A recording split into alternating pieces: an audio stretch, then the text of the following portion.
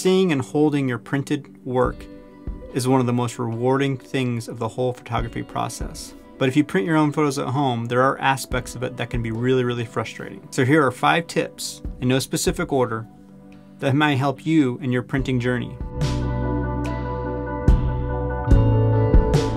These apply specifically to owners of Canon's Pixma Pro printers, but I'm sure it can apply to other photo printers as well. Tip number 1, print often. In my review of my Pixma Pro 100 video, I mentioned how one of the things I liked about it was I was able to let it sit and haven't had an issue. So I wanted to address that because I feel like maybe that could be misleading. In actuality, I've been lucky that I haven't had more clogs than I have. I've had only one clog, I think, that I can remember in the past few years. So even though I have gone through some times where I've let it sit and I haven't had any negative effects, the best practice is to print fairly often to keep the ink flowing in your printer. Running cleaning cycles to clear out a clog can waste a lot of ink. So in the long run, printing regularly can help save you ink. So one thing I recommend is get a box or package of small paper, like this Ilford paper I got recently, 5x7 paper. One of the benefits of that is I print 1 or 2 of those a week, and I have a really good quality print, and I've also kept my printer working. So you don't have to print 8x10s or 11x14 or 13x19 weekly, but you should print something, even if it's 4x6s, 5x7s, just to keep the ink flowing. It doesn't take a lot of ink to fill up a 4x6 or 5x7, and that will help you in the long run. So print often. Number 2, print test sheets or nozzle checks. If you're printing often, you're going to minimize your chance for things going wrong, but you should print test sheets on a fairly regular basis, and especially before an important print job. Print a test sheet, like this is what comes out of my printer when I do one, and if something's wrong, I'll see it here first before I waste ink attempting to print a 13x19. If there's a clog or if it needs cleaning, you'll see lines through here, or if you have a really bad clog, you'll see one color completely disappear. And you'll find out right away with this before you spend ink trying to print a photo. So if you haven't printed in a bit, especially, but even if you have, you should do these once a week, once every other week, and then date them, keep them, and then you can compare from your previous ones. There are a lot of other maintenance things you can do with your printer, but at the very least, keep an eye on those test sheets to make sure you're in good shape before you attempt to waste a lot of ink on a large print or a large batch of prints. Number 3, master one type of paper first.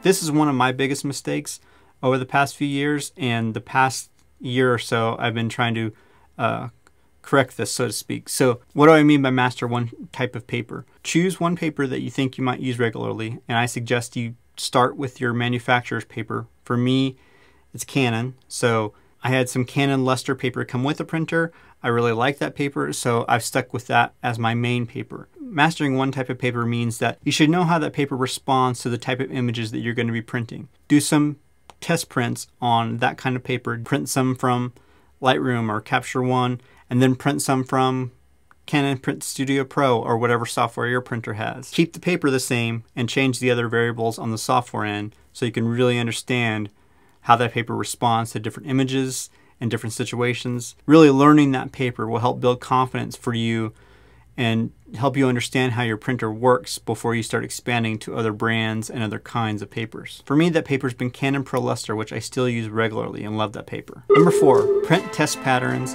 file them, and use them. This is something that I haven't always done, but I'm trying to get into this habit lately, and it saved me a lot of headaches. This is a test pattern print I did on Canon Pro Luster to see what settings I would need to make sure I'm getting a neutral black and white. This is one with larger images and this is one with smaller ones. On Canon printers, you can print this from Canon Print Studio Pro. So I print it on there, I date it, and I file it away. And I try to do that with every paper I'm going to be serious about printing with. Since I do a lot of black and white, I do one for tone to make sure that I'm getting neutral colors. You can also do one for brightness and contrast. So here's a sample for one that's for brightness and contrast that has all these different samples, and I can go in here and pick out which one represents what I see on screen. So along with calibrating your monitor, these test patterns can be really handy and helpful for you to master your workflow to make sure you know what you're going to get when you hit print. Number 5, start expanding your paper choices with sample packs first.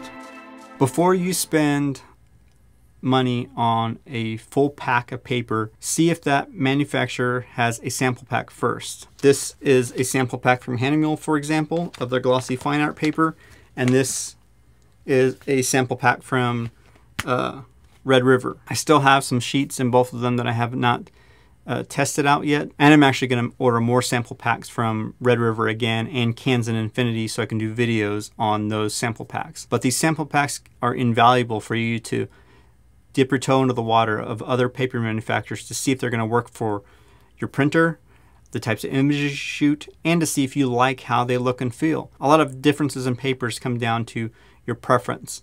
So these sample packs are invaluable. The biggest thing is to see whether you like them or not, but they can also shed some light on flaws maybe in your workflow or pitfalls, I should say. For example, this Hahnemühle pack hasn't worked out perfectly for me quite yet.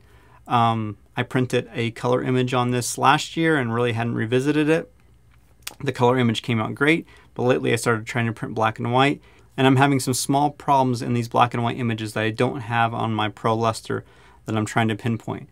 Although those problems are frustrating, it's better to work that out with a sample pack than it is to spend money on bigger packs of paper and realize that that paper may not work for your situation or your preferences. This really just scratches the surface on printing and some of the things to look out for and some of the things to keep in mind. But one of my most popular videos right now is the video on the Pixma Pro 100. And for anyone who owns it or thinking about getting it, it is an awesome printer. But to maximize your enjoyment and your usability and the life of the printer, these are some of the tips that I hope you take to heart and employ. The most important one is to keep it active.